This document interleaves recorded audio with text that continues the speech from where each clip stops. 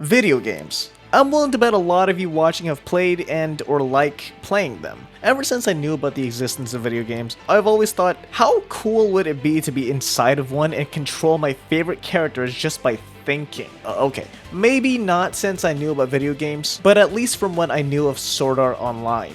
SAO played the biggest part in bringing that idea to the forefront of anime culture. In that world, the technology had already been developed for a full dive headset, one that would track your brain waves and have them correspond to character movements in the game, namely Sword Art Online, among many others. This was the best idea I'd ever known about when I was watching it, ignoring the whole brain frying thing if you were to die in game. The idea that you could play a game entirely with your mind was incredible to me. Top it off, it was in an MMORPG setting that really expanded upon the number of different actions your character could have. Watching it felt like waking up on Christmas morning every single episode, or at least for the first 4. Yeah, it had to come out eventually. I don't think it warrants a whole video being made about why I don't like the majority of SAO, unless you all want it, but I'll go over a few points here. What started off with the premise of every player being locked in an online survival game quickly turned into some slice of life ordeal with minor parts of the survival game theme. It becomes a loop of them just living normal lives within the game, and then they get snapped back to the reality of their situation.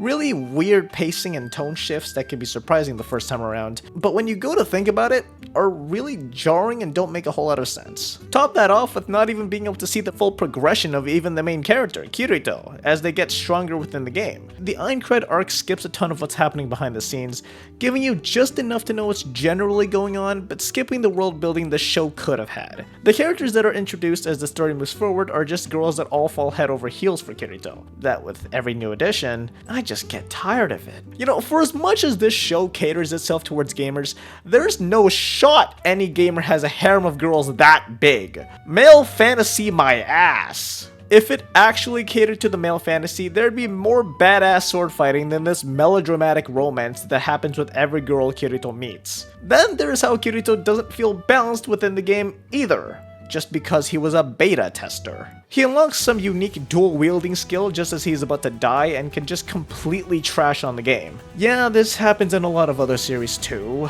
but it's a trope that doesn't sit well with me, or at least in the context of SAO. This is meant to be a game. Stuff you get is meant to be earned, or the result of something building up to it. In SAO, this really comes out of nowhere and he gets a get out of jail free card because of it. Alfheim. Do I even need to get into it? I mean, on top of the lack of anything meaningful, you had to introduce a character that preaches incest and some guy that wants to R-word Asuna and in turn, NTR Kirito. What are we even doing anymore? Listen, the production quality around the series is fantastic. Animation, sound design, soundtrack are all completely on point. A damn shame they had to waste it on such a shit series, at least up till Ordinal Scale or Alicization. But that's for another time.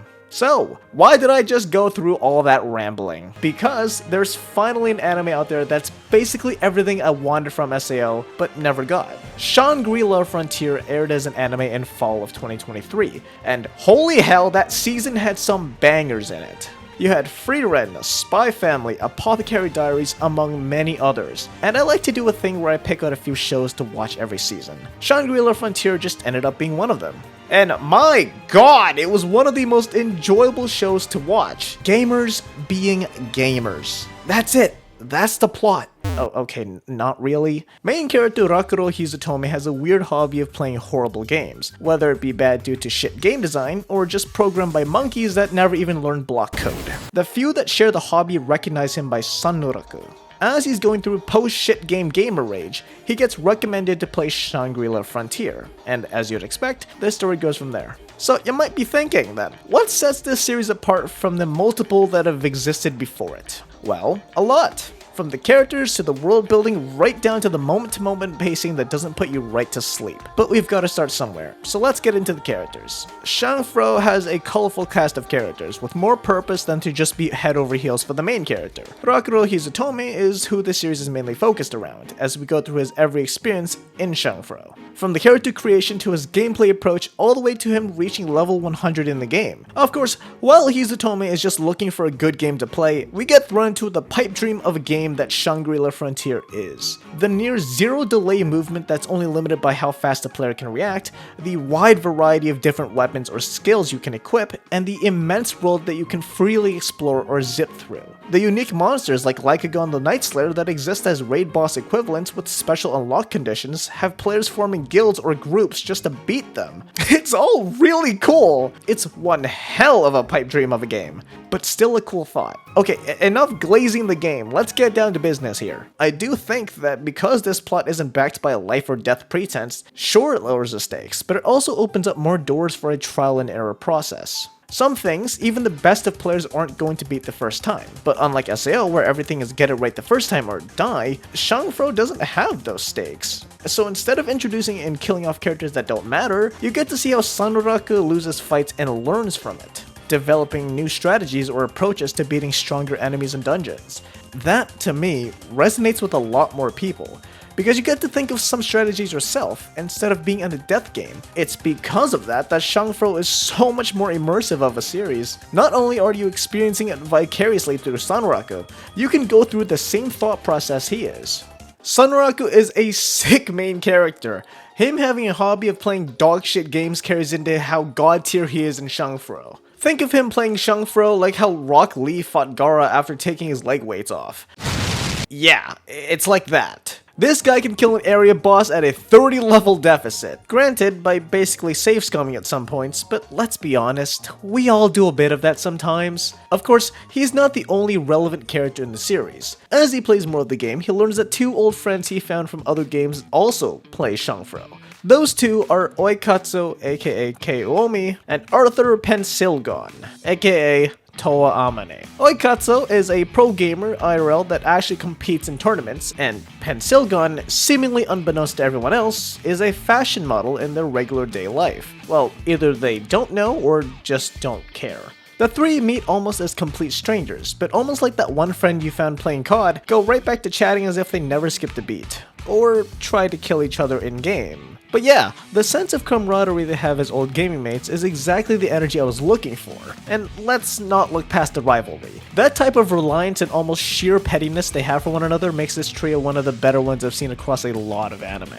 This is what online games should feel like to me, where you get equal shares of "I got your back on this" to "I'm gonna leave you out to dry." The humor of these moments is all too relatable, and I find myself liking these characters more as I went through the show. Not having to take everything too seriously, and while I get that at least between this and SAO, the premises are different, but none of the mainline SAO series really had the vibes of playing a game just for fun. There was always some grander objective every time they went into a virtual world. Whether that be to survive a death battle, investigating a list of real-life murders, or to be some test subject for technology that transfers human consciousness. Shangri-La Frontier is just a game. That's why it's a more enjoyable series to me. That's not to say that parts of SAO aren't interesting to me, but the majority of parts I liked are blocked out by the very loud, unnecessary tropes. Of course, this being an action anime, there's some good fights, right? Oh hell yeah, there are. The action and animation is great and keeps you locked in on what's happening in the moment. There's a lot of quick movement that reflects Sanraku's really fast playstyle, but it's never overwhelming enough to miss the action. And even in the time between fights, all the characters have a lot of emotes that show their character traits without outright telling you. Because hey, this is a show, and not a novel. Every locale has enough distinctions between them to be visually interesting, especially Rabbituza with its more traditional Japanese setting in this fantasy game world. Everything I've said so far isn't exactly groundbreaking in any sense because it's nothing new. It's just that Shangri-La Frontier nails the execution so much on so many fronts that it's impressive to me. Being able to implement a digital game world that even a lot of normies can understand relatively easily, and not feel mocked by it because they only tell you once and not act like you're an idiot. Introducing new characters that only add and complement the already existing ones instead of taking away from the main draw of the series. The pretty damn good animation that sure might not be the best, but it draws out character quirks, and doesn't stop on the action.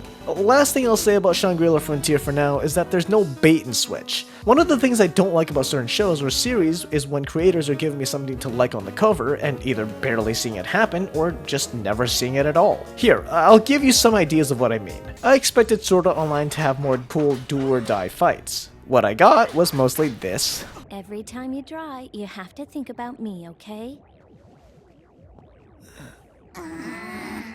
And this. I expected Shield Hero Season 2 to be good because I'd read the source material.